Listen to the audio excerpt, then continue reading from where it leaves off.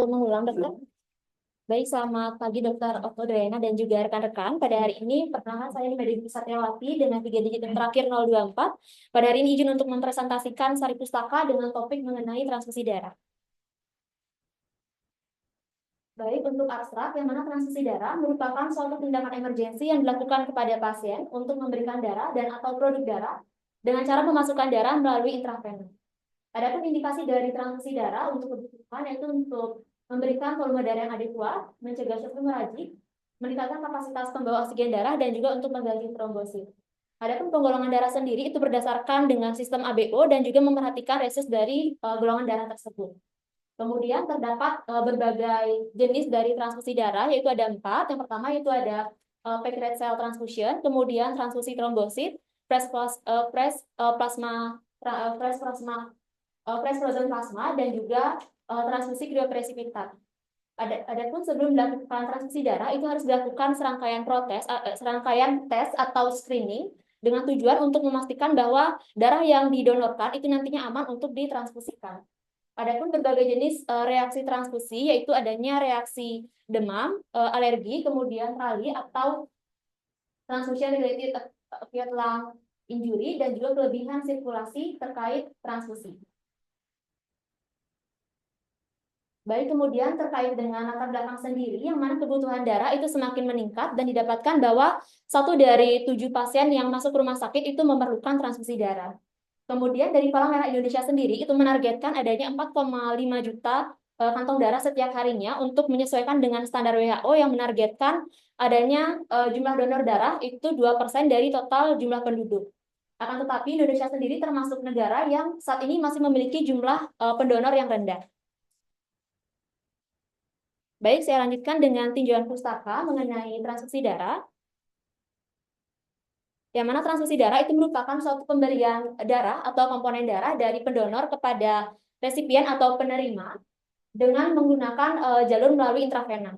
Adapun berdasarkan peraturan pemerintah nomor 18 tahun 1980 tentang transfusi darah, yang mana transfusi darah itu adalah tindakan medis untuk memberikan darah kepada pasien yang darahnya telah tersedia dalam kantong darah. Adapun beberapa tujuan dari dilakukannya transfusi darah ini, yang pertama yaitu meningkatkan volume sirkulasi darah, misalnya pada kasus trauma, perdarahan ataupun pembedahan. Kemudian yang kedua untuk mempertahankan kadar hemoglobin pada pasien dengan jumlah sel darah merah yang rendah, dan juga untuk memberikan komponen seluler yang terpilih untuk terapi pengganti, misalnya pada kasus defisiensi faktor 8. Kemudian ada pun beberapa klasifikasi dari transfusi darah. Yang pertama yaitu dari packed blood cell transfusion, yang mana untuk jenis transfusi darah ini yaitu sel darah merah itu disiapkan dan juga dipisahkan antara sel darah merah dengan plasma darah.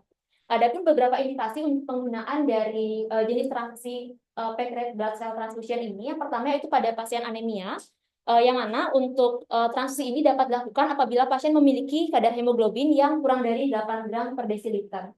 Kemudian yang kedua, pasien kanker yang mengalami anemia juga dapat diberikan jenis transfusi darah ini, dan juga dapat diberikan sebelum, selama, ataupun setelah tindakan pembedahan untuk mengganti kehilangan darah. Kemudian untuk jenis transfusi darah yang kedua yaitu ada transfusi trombosit, yang mana untuk jenis transfusi trombosit ini yaitu dilakukan pemisahan antara trombosit dengan 1 unit darah lengkap dengan komponen lainnya. Kemudian untuk pembentukan dari transfusi trombosit ini itu ada dengan 2 cara, yaitu dengan transfusi gabungan dan juga dengan single donor platelet atau trombosit donor tunggal. Yang mana untuk perbedaannya sendiri, untuk trombosit gabungan yaitu dengan menggabungkan trombosit dari beberapa unit kantong darah itu digabungkan untuk menjadi 1 kantong nantinya. Hal ini dapat dilakukan karena dari trombosit sendiri tidak mengandung golongan darah, sehingga dapat digabungkan antara 1 unit kantong dengan kantong yang lainnya.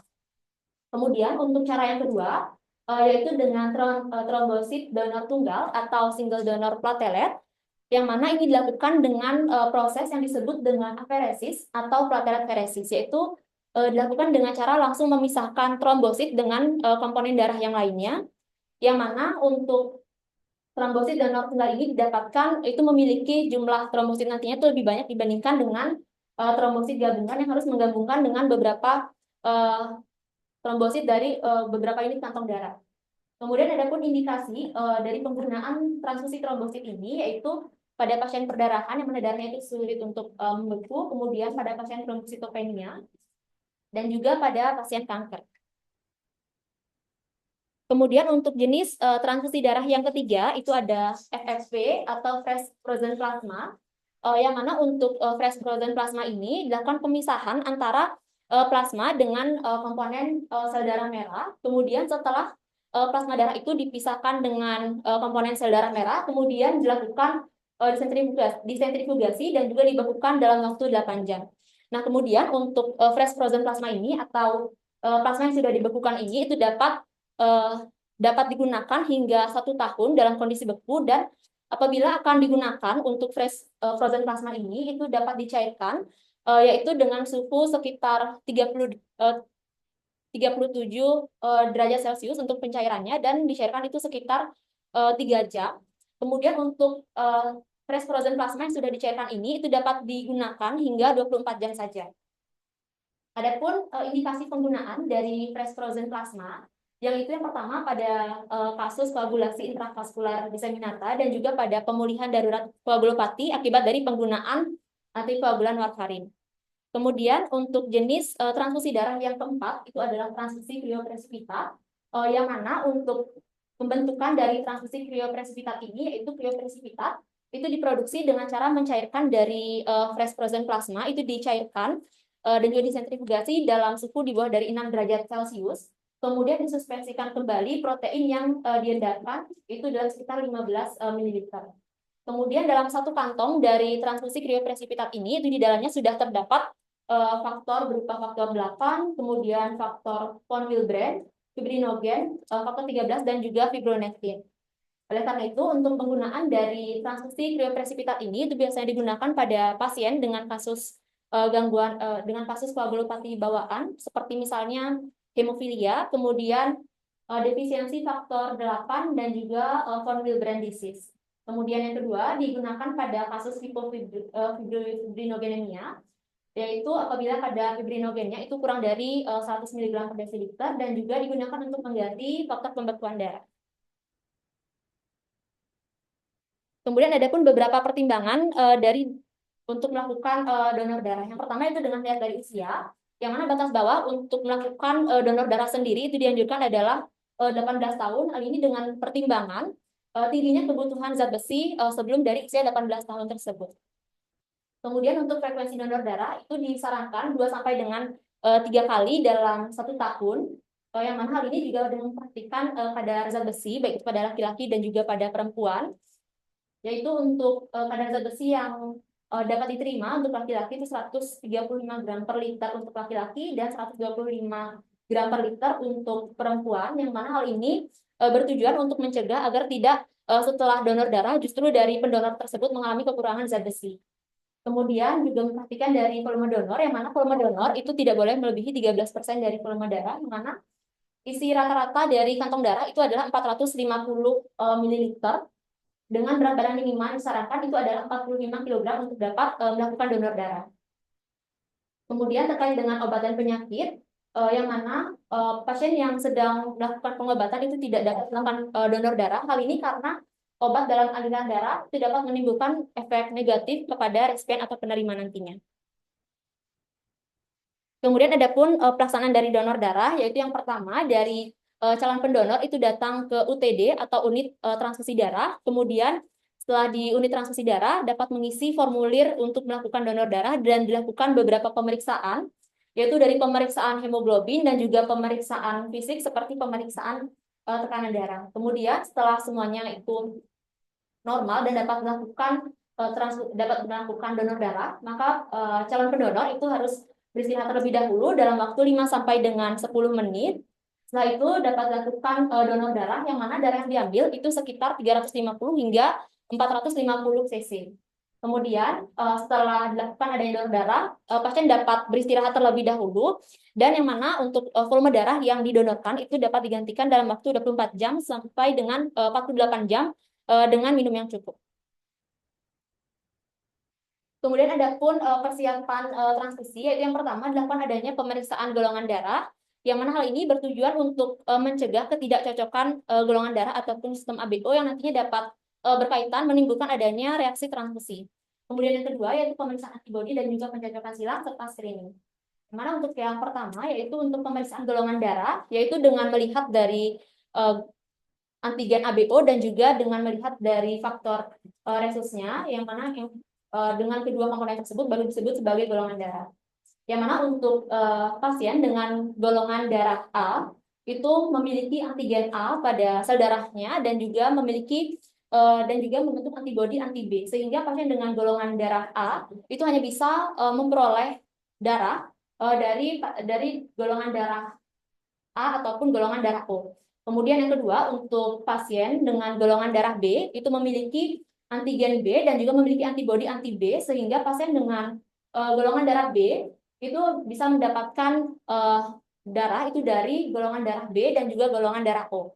Kemudian pasien dengan golongan darah AB itu memiliki antigen A dan juga antigen B pada darahnya dan juga tidak membentuk antibodi pada darahnya, sehingga untuk pasien dengan golongan darah AB itu dapat memperoleh darah dari golongan darah A, B, AB ataupun O, atau untuk golongan darah AB ini disebut sebagai resipien universal karena dapat menerima darah dari semua golongan darah.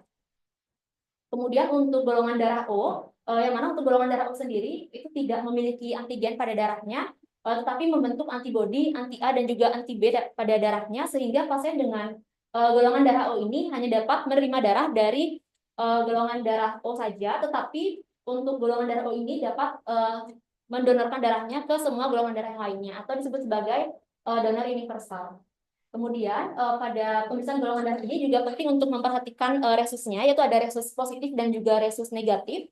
Yang mana untuk resus positif itu tidak membentuk antibodi, sedangkan untuk resus negatif itu membentuk antibodi anti RH, sehingga pasien dengan resus negatif itu hanya bisa memperoleh golongan darah dari yang resus negatif saja. Kemudian untuk pemeriksaan antibodi dan juga pencocokan silang, yang mana pencocokan silang ini dilakukan dengan cara mengecek, yaitu dengan mengambil sejumlah kecil dari darah yang akan didonorkan dan juga darah dari pasien yang akan menerima transfusi, dan juga melihat apakah dari reaksi tersebut itu menimbulkan reaksi sebelum darah ditransfusikan. Kemudian dilakukan juga adanya screening, yang mana berdasarkan dari WHO sendiri untuk screening dari sebelum dilakukan adanya transfusi darah ini itu meliputi screening dari penyakit sifilis, kemudian hepatitis B, hepatitis C, dan juga HIV. Kemudian ada pun pelaksanaan transfusi darah, yang mana setelah dilakukan adanya evakuasi dan juga persiapan transfusi, transfusi darah terlebih dahulu dimasukkan ke dalam secara intravena atau ke dalam pembuluh darah vena secara perlahan dalam 15 menit pertama. Yang mana hal ini bertujuan agar dalam 15 menit pertama ini kita bisa melihat apakah dari darah yang ditransfusikan tersebut menimbulkan reaksi kepada pasien atau pada resipien ataupun tidak. Apabila aman atau tidak menimbulkan adanya reaksi, maka transfusi darah itu dapat dilanjutkan dan juga dapat ditingkatkan kecepatan transfusinya. Kemudian terdapat adanya perbedaan antara waktu transfusi dari packed cell blood transfusion dan juga transfusi trombosit dan juga fresh frozen plasma, yang mana untuk transfusi packed red blood cell transfusion itu antara 2 sampai dengan 4 jam, dan juga untuk transfusi trombosit dan juga plasma itu biasanya kurang dari 30 menit. Kemudian ada pun beberapa reaksi transfusi yang dapat muncul. Yang pertama adanya reaksi alergi, yang mana reaksi alergi ini dapat terjadi pada saat masih dilakukan adanya transfusi ataupun setelah dilakukan adanya transfusi. Yaitu pasien biasanya mengeluhkan adanya gatal-gatal, dan juga tata laksana yang bisa kita berikan pada reaksi alergi ini yaitu dengan pemberian antihistamin. Kemudian untuk reaksi transfusi yang kedua itu adanya reaksi demam, yang mana reaksi demam ini juga dapat terjadi pada saat masih dilakukan adanya transfusi ataupun setelah dilakukan adanya transfusi, yang mana untuk tata laksananya dengan acetaminophen, dan juga apabila reaksi demam ini terjadi sama transfusi yang bersifat ringan kemudian tidak disertai dengan gejala lainnya yang parah, maka transfusi masih dapat dilanjutkan. Kemudian untuk reaksi transfusi yang ketiga yaitu transfusion related acute lung injury atau TRALI, yang mana untuk gejala dari pasien itu biasanya pasien mengeluhkan adanya sulit bernafas, kemudian adanya infiltrat paru bilateral, hipoksemia, dan juga hipotensi. Yang mana untuk tata laksana yang bisa kita lakukan pada pasien dengan trali ini, yaitu dengan menghentikan transfusi dan juga meningkatkan oksigenasi. Nah, untuk trali ini sendiri itu bisa terjadi dalam waktu 1 hingga dengan 6 jam setelah dilakukan adanya transfusi. Kemudian reaksi transfusi berikutnya itu dapat menimbulkan adanya hemolisis fatal, yang mana pasien biasanya mengeluhkan adanya demam disertai dengan adanya menggigil, kemudian dyspnea, takikardi, dan juga shock. Untuk tata laksana yang bisa dilakukan pada pasien dengan hemolisis fatal ini yaitu dengan menghentikan transfusi, kemudian pemberian cairan infus. Kemudian berikutnya ada reaksi hemolitik yang tertunda, yang mana reaksi hemolitik yang tertunda ini itu biasanya terjadi pada pasien yang sudah beberapa kali melakukan adanya transfusi darah. Yang mana untuk reaksi hemolitik yang tertunda ini itu dapat disebabkan karena protein dari darah yang ditransfusikan itu menimbulkan reaksi dari sistem kekebalan tubuh dari pasien yang menerima transfusi darah tersebut. Kemudian tata laksana yang bisa kita berikan pada pasien dengan reaksi hemolitik tertunda ini yaitu dengan perawatan sportif dan juga imunomodulatori dengan imunoglobulin intravena dan juga meminimalkan transfusi di masa mendatang. Kemudian untuk reaksi transfusi berikutnya yaitu ada graft versus host disease, yang mana penyakit ini itu berakibat fatal dan juga penyakit ini biasanya merupakan komplikasi setelah tata laksana transplantasi sumsum tulang, yang mana pasien memiliki sistem kekebalan tubuh yang rendah sehingga untuk reaksi transfusi itu menimbulkan dari transfusi tersebut justru menyerang sistem kekebalan tubuh dari pasien itu sendiri. Kemudian untuk penyakit ini dapat dicegah dengan penyinaran komponen darah seluler yang akan ditransfusikan itu dengan sinar gamma dan juga sinar X. Kemudian untuk reaksi transfusi berikutnya yaitu kelebihan cairan terkait dengan transfusi, yang mana reaksi transfusi ini biasanya terjadi pada pasien yang memang sudah mengalami kelebihan cairan sebelum dilakukan transfusi. Kemudian adapun tata laksananya yaitu dengan pembatasan jumlah transfusi, kemudian transfusi dilakukan selambat mungkin dan juga dapat dilakukan pemberian diuretik sebelum ataupun sama dilakukan adanya transfusi. Kemudian untuk reaksi transfusi yang terakhir itu adanya infeksi, namun angka dari infeksi akibat dari transfusi ini itu sudah sangat minim. Hal ini diakibatkan karena sebelum dilakukan adanya transfusi darah sudah dilakukan adanya serangkaian tes dan juga screening untuk mencegah adanya transmisi penyakit melalui transfusi ini. Baik, terkait dengan kesimpulan, yang mana transfusi darah merupakan suatu tindakan emergensi untuk memberikan darah ataupun komponen darah dari pendonor kepada resipien atau penerima dengan cara memasukkan melalui intravena. Terdapat berbagai macam transfusi darah yang dilakukan sesuai dengan indikasi pasien yang memerlukan, seperti misalnya packed blood cell transfusion, kemudian transfusi trombosit, fresh frozen plasma, dan juga transfusi kriopresipitat. Kemudian melalui sari pustaka ini diharapkan dapat diperoleh pemahaman mengenai apa itu transfusi darah dan juga reaksi yang dapat timbul akibat dari transfusi serta terlaksana dari reaksi transfusi tersebut.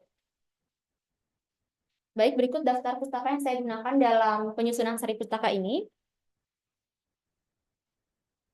Baik, sekian presentasi saya mengenai sari pustaka mengenai transfusi darah. Untuk selanjutnya saya kembalikan ke Dr. Oke. Terima kasih, Dokter.